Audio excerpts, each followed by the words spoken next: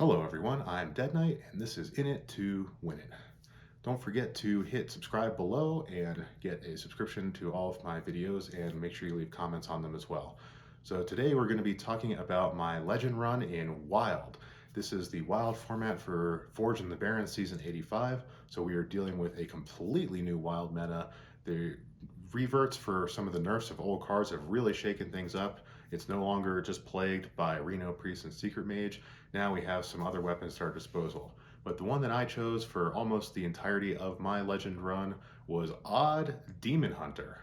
So this was one of the first decks that we saw in Wild as soon as Demon Hunter was released, when Altreus the Outcast cost 3 mana and Skull of Gul'dan cost 5 mana and Warglaives of Azzinoth cost 5 mana. So it was just absolutely overwhelming. The amount of damage you can put out when your hero power deals 2 damage for 1 mana is just mind-blowing sometimes. The speed of Demon Hunter really shines here.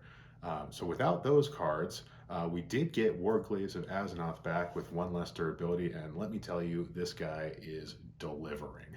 So it's really great in these heavy minion matchups like these new Paladin decks that we're seeing.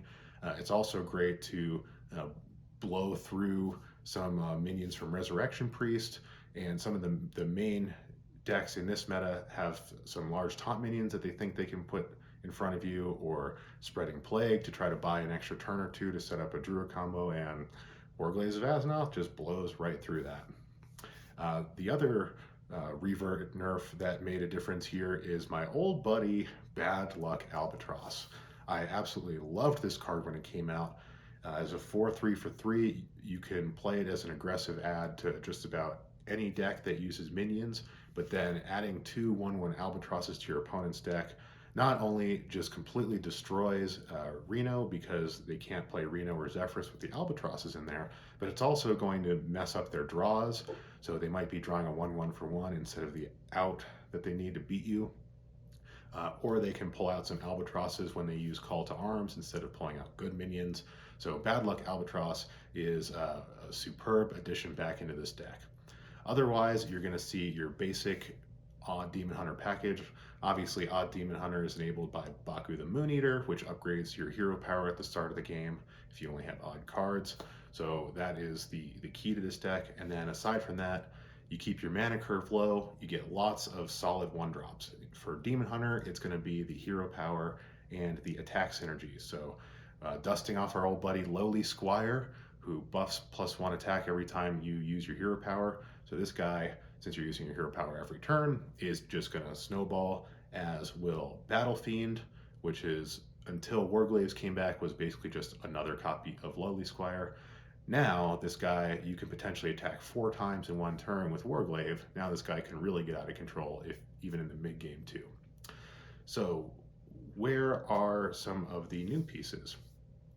Well, in the core set, we got Gan'arg Glaivesmith, which I happen to like this card. It's the 3/2 for 3 that outcasts to give you 3 attack. This guy comes out of nowhere. He can buff your minion's attack so you can clear the board, and it puts a body down, which for my money is a little bit better than Relentless Pursuit. Relentless Pursuit gives you 4 attack and makes your hero immune for the same amount of mana. So you lose 1 attack, you have to play in an outcast position, which isn't really that hard for this deck because the curve is so low. But then you get to keep that body on the board, and that body pays off. A lot of times I was playing Gan'arg Glaivesmith, and he was sticking and dealing additional damage too. So typically with this deck, you want to be going as much to the face as possible. So you will attack minions sometimes, but typically you don't want to be throwing 6 damage into a minion with Relentless Pursuit, even if your hero is immune while attacking. So I'm not really a big fan. Some other changes, we dropped Dreadlord's Bite. Since this guy got nerfed, it's not really that impressive anymore. Not too many minions are going to be running around on the board with 1 mana. There's not as many odd paladins right now, so Dreadlord's Bite is gone, and in its place we have the Warglaives again. Now another slightly hot take here is I dusted off my old buddy Metamorphosis and put that guy back in. So Metamorphosis is a 5 mana spell, turns your hero power into deal 4 damage, and then after 2 uses it swaps back. So in a deck where we've already upgraded our hero power, why would we play Metamorphosis? The answer is it is direct damage to the face. So sometimes with Odd Demon Hunter it is super fast, but just needs one more ounce to get over the finish line. And sometimes the board just gets out of your control.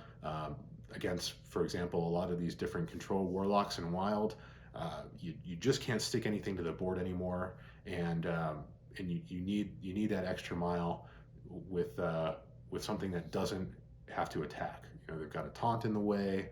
You can't get rid of it because you can never draw Consume Magic.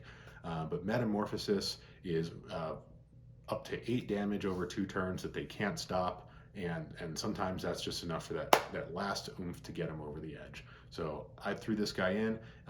It's come in the clutch a couple times, and I recommend it. So that is a place where you can customize, though.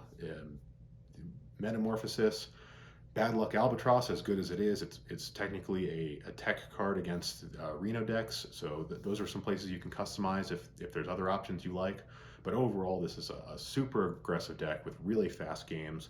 Can take control of the board early against other decks with lots of minions, and it can just get right under some of these slower decks before they can set up their game plan. So I really loved it.